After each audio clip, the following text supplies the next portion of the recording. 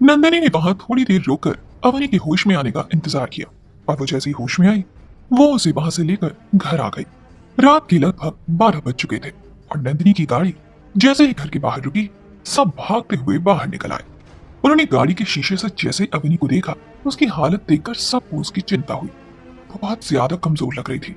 राधिका ने उसे गाड़ी से निकाला और अपनी बेटी के माथे पर हाथ फेरते हुए बोली, कहाँ चली गई थी अब वो भी इतनी रात में?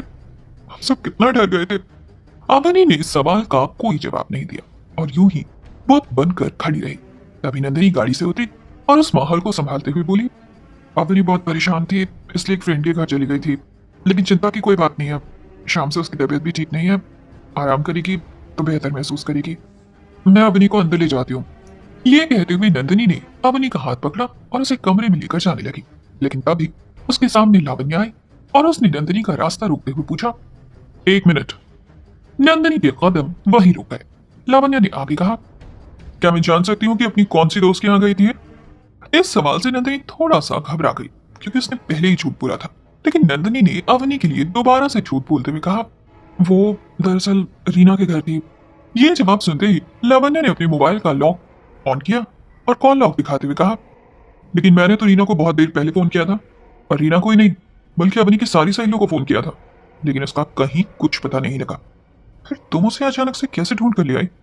नंदिनी ने सोचा भी नहीं था कि लावण्य ऐसा कुछ कहने वाली है, लेकिन इस बार सभी घर वाले नंदिनी की तरफ देखने लगे और अवनी 10 की 10 खामोश थी।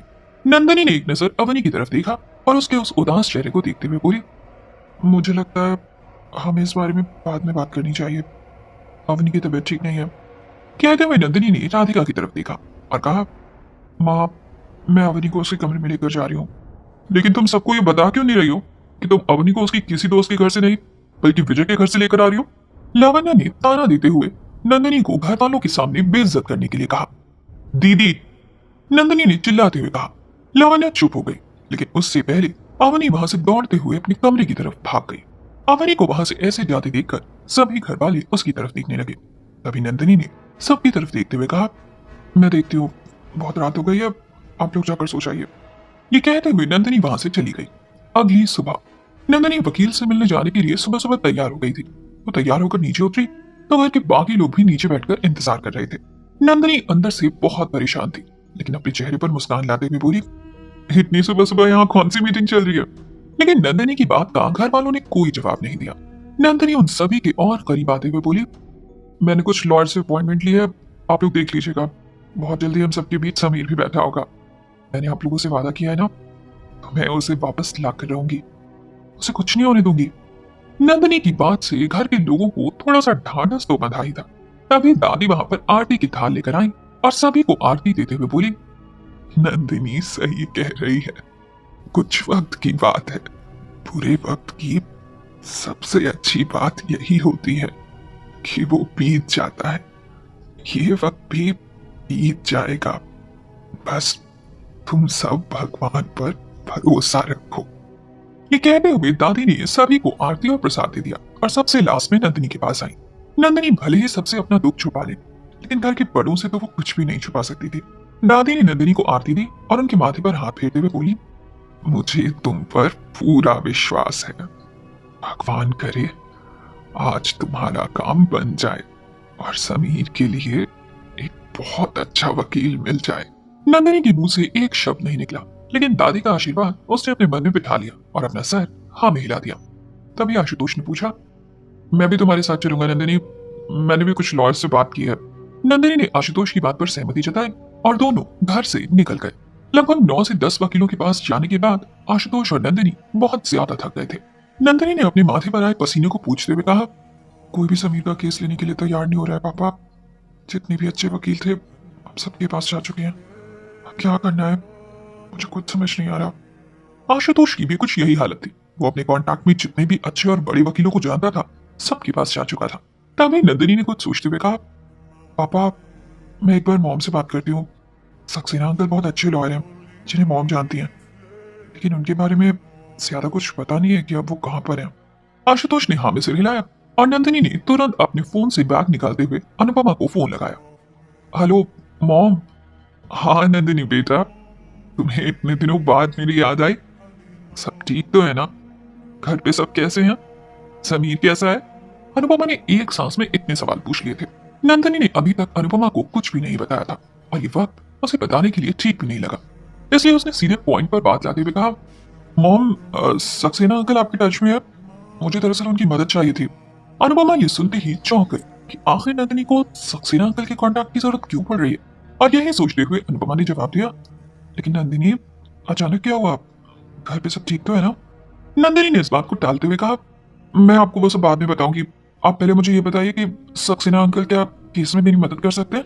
अनुपमा ने कुछ सोचते हुए कहा, जब मेरी आखिरी बार बात हुई थी तब वो वहां पर नहीं थे, लेकिन हाँ, उन्होंने मुझे बताया था कि उनका बेटा विराट सक्सेना दिल्ली शिफ्ट हो रहा है, और ये भी बताया था कि वो लॉ की पढ़ाई करके इंडिया में ही प्रैक्टिस करेगा। इतनी बातें सुनने के बाद नंदिनी ने कहा, क्या मुझे सक्सेना अंकल का नंबर मिल सकता है? अनुपमा ने हाँ में सिर हिलाया और कहा, मैं सक्सेना अंकल और विराट दोनों का नंबर भेजती हूँ। लेकिन नंदिनी, हुआ क्या है बेटा? नंदिनी ने फिर से बात को टालते हुए कहा, मैं आपको बताती हूँ, पहले आप मुझे नंबर भेजिए, मैं अभी बाहर हूँ, घर पहुंच के आपको फोन करूंगी। अनुपमा इस बार उसे फोर्स नहीं कर पाई और फोन रखते हुए तुरंत विराट और सक्सेना अंकल का नंबर नंदिनी को व्हाट्सएप किया। नंदिनी का फोन जैसे ही बजा, उसकी आंखों में एक उम्मीद सी आ गई। नंदिनी ने तुरंत भेजे हुए नंबर पर सबसे पहले सक्सेना अंकल को फोन किया। 2 से 3 बार कोशिश करने के बाद उनका फोन नहीं लगा और तब जाकर नंदिनी के पास विराट सक्सेना को फोन करने के अलावा और कोई रास्ता नहीं बचा। उसे ऐसे परेशान देखते हुए आशुतोष ने पूछा, क्या हुआ नंदिनी? नंदिनी ने फोन लगाते हुए अपना दूसरा हाथ माथे पर रखा और परेशान होते हुए बोली, पता नहीं पापा, अंकल को फोन नहीं लग रहा है। यह सुनते ही आशुतोष के माथे की लकीरें भी गहरी हो गईं। लेकिन तभी नंदिनी ने जिस विराट को फोन लगाया था, उसने फोन उठाते हुए बहुत ही शांत स्वभाव के स्वर में बोला, जी हेलो। नंदिनी ने तुरंत अपनी थकान किनारे रखी और अपना गला साफ करते हुए बोली, हेलो, क्या मेरी बात विराट सक्सेना से हो रही है? जी कहिए, मैं विराट सक्सेना ही बात कर रहा हूँ। नंदिनी ने अपना परिचय देते हुए कहा, हेलो विराट, एक्चुअली मुझे आपका नंबर मेरी मॉम अनुपमा वर्मा से मिला है। मॉम और सक्सेना अंकल बचपन के दोस्त हैं। मैंने सक्सेना अंकल को फोन लगाया था, लेकिन दरअसल उनका फोन लग नहीं पाया, तो इसलिए आपको कॉल किया। मुझे केस के सिलसिले में आपसे मदद चाहिए थी। नंदिनी ने इतना सब कुछ एक सांस में कह दिया और फिर विराट के जवाब का इंतजार करने लगी। उसकी बातें सुनने के बाद विराट ने कुछ सेकंड का पॉज लिया, शायद वो उसकी बात समझने की कोशिश कर रहा था, और फिर बोला, एक्चुअली डैड अभी काम के सिलसिले में आउट ऑफ कंट्री गए हैं, इस वजह से फोन नहीं लगा होगा। और अनुपमा आंटी को मैं बहुत अच्छे से जानता हूँ, आप मुझसे मिलने के लिए मेरे ऑफिस आ सकती हैं, यहीं पे बात करते हैं हम। यह सुनते ही नंदिनी को एक उम्मीद बंधी और चेहरे पर हल्की सी मुस्कुराहट आई। इसी मुस्कान के साथ नंदिनी ने आशुतोष की तरफ देखा, जिससे कि उन्हें भी समझ में आ गया कि कुछ तो पॉजिटिव बात हुई है। नंदिनी ने बहुत खुश होते हुए कहा, आपका बहुत बहुत शुक्रिया। इससे पहले कि नंदिनी की बात पूरी होती, उधर से विराट ने कहा, मैं अभी आपको अपने ऑफिस का एड्रेस व्हाट्सएप करता हूँ, आप यहाँ पहुंच जाइए। ओके ओके थैंक्स, हम बस थोड़ी देर में आते हैं। कहते हुए नंदिनी ने फोन रखा और आशुतोष को देखते हुए हाँ में सिर हिला दिया। आशुतोष ने नंदिनी का चेहरा देखते हुए कहा, चले। नंदिनी ने हाँ में सिर हिलाया और दोनों इस बार वहां से विराट के ऑफिस के लिए निकल गए। थोड़ी ही देर में आशुतोष और नंदिनी विराट के ऑफिस पहुंचे। वो दोनों जैसे ही अंदर आए, विराट के केबिन के बाहर की भीड़ देखकर थोड़ा सक पका गए। आशुतोष ने एक बार नंदिनी की तरफ और दूसरी बार भीड़ की तरफ देखते हुए कहा, तुमने तो कहा था कि विराट अभी लॉ की प्रैक्टिस ही कर रहा है, उसके ऑफिस के बाहर इतने लोगों की भीड़। नंदिनी भी ये देखकर हैरान थी कि एक नए लॉयर के पास इतनी भीड़ कैसे हो सकती है आखिर। और तभी उन दोनों ने ही किसी को बात करते हुए सुना, मेरा केस पिछले 18 साल से चल रहा है, इस बीच में नहीं तो कम से कम 180 वकीलों से मिल चुका हूँ, लेकिन विराट साहब जैसा कोई नहीं। इतनी कम उम्र में इतना तजुर्बा शायद ही किसी को मिल पाता है।